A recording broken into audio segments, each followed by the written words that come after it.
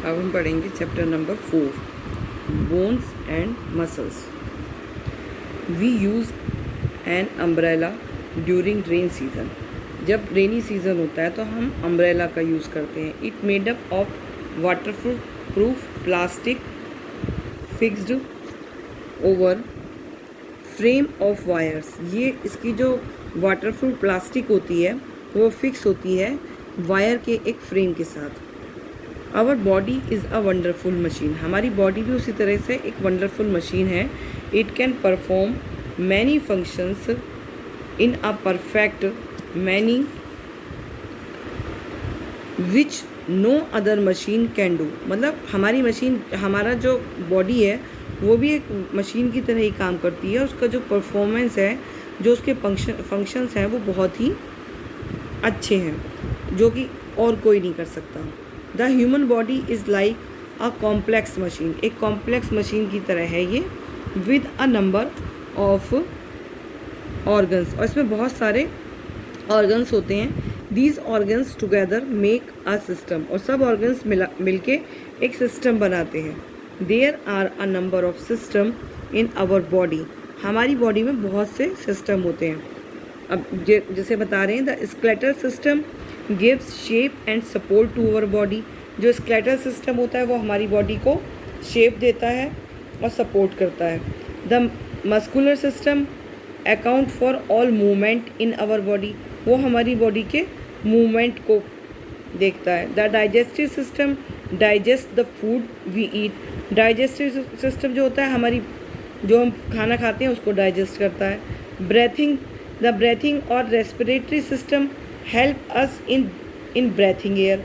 वो हमें ब्रेथ करने में हेल्प करता है, ब्रेथिंग सिस्टम हमें, जो कि हम हवा में सांस लेते हैं। The circulatory system carries blood all around our body. और जो सर्कुलेटरी सिस्टम होता है वो ब्लड को सारी बॉडी में लेकर जाता है।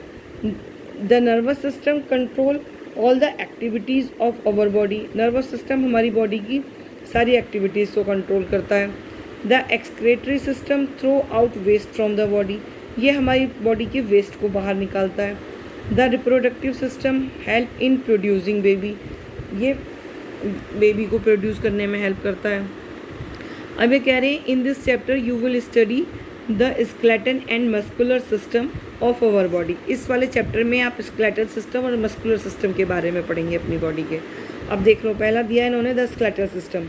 We can feel the most of our body is hard and tough. हमारी बॉडी जो है बहुत ज़्यादा हार्ड है और बहुत सख्त है ये। The skeletal system is made up of bones. और स्केलेटल सिस्टम जो होता है वो बोन से बना होता है। The skeleton is the framework of bone in our body.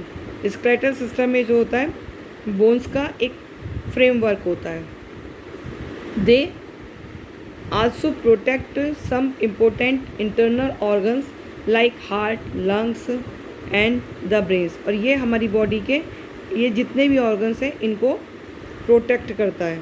N adult has 206 bones. Adult में 206 बोन्स होती हैं।